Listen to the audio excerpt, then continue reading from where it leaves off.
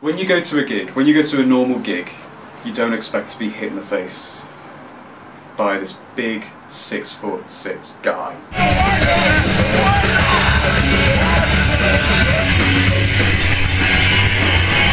Now when you go to a punk gig, that's gonna happen.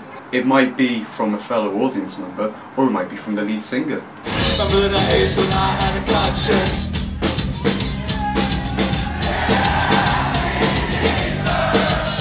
I think like any good genre, punk changes. I think it's branched off into different sections now. You've got hardcore, you've got post-hardcore and stuff like that. So it's always going to adapt to suit the needs of different people. At the start of the 80s, I would have said that a lot of the punk bands just didn't fizzle out, they changed, they became, there's like 5 or 6 different genres that they all sort of moved into. It's definitely been over a period of say like 15, 20 years with the rise of sort of like Britpop acts, and sad to say like Oasis have had quite a big effect on the younger generation growing up, and especially if you were like a teenager in the 90s where these bands were big, you'd sort of be more inclined to say, hey, I'm influenced by Oasis, instead of, hey, I'm influenced by the Sex Pistols. Punk was a key influence towards bands like Oasis, such as like Fade Away is quite a punk song. Yeah, before we go any further, all you've got to do is anybody falls down, pick them up, because it's going to get fucking nuts.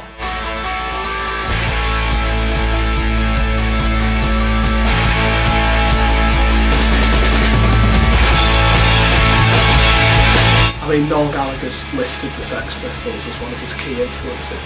With Manchester especially, was that they had a scene of music which obviously in the end eclipsed punk, because with stuff with Hacienda, with New Order and stuff like that, it became so big that style started in Manchester and that moved up towards London. Yeah, the Hacienda stuff has been influenced by punk. I think even the dress sense is a bit darker. You know, like Manchester, it was a big thing. It's where we passed our music to the rest of the country. The acid house stuff, some of it is punk. I think it's mainly the attitude rather than the music. It ain't Bruce's Manchester, sir. It's ours. The cock and a half, man. Yeah, top one, nice one. You're twisting my melon, man. And in the context of English journey? Oh, in any journey, sir. It ain't where you're from, it's where you're at. And is that your philosophy? Nah, sir, it's a quote from somebody relevant. Yeah, the greatest writer of this generation. Really? And who is that? I'm just a singer in a band. Well, may I remind you, this isn't a music lesson. This, in case you're unaware, is English history. Yeah, and the Stone Roses are England now, sir. See, the past is yours, but the future's mine. I think Manchester's always had a long line of great punk acts. This is an old song. It's dedicated to all of you for coming out and anyone that's seen us play in Manchester before too.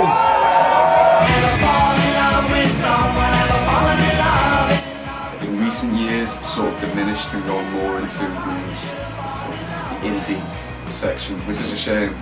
Manchester, obviously there was a big punk scene there, but it was filtered from London. London was, you know, the main fashion centre.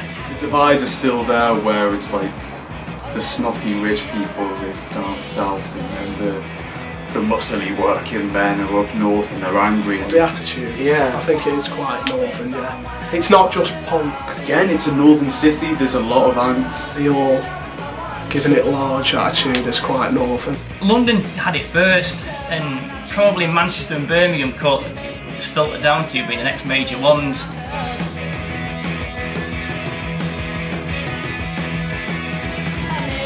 Punk is definitely still in existence. I mean, punk's one of those genres of music that will just keep adapting to the times, keep going. New bands will come out and say, hey, I want to talk about this, I want to play about this. So yeah, punk is definitely still around and kicking. Never fall in love with someone else.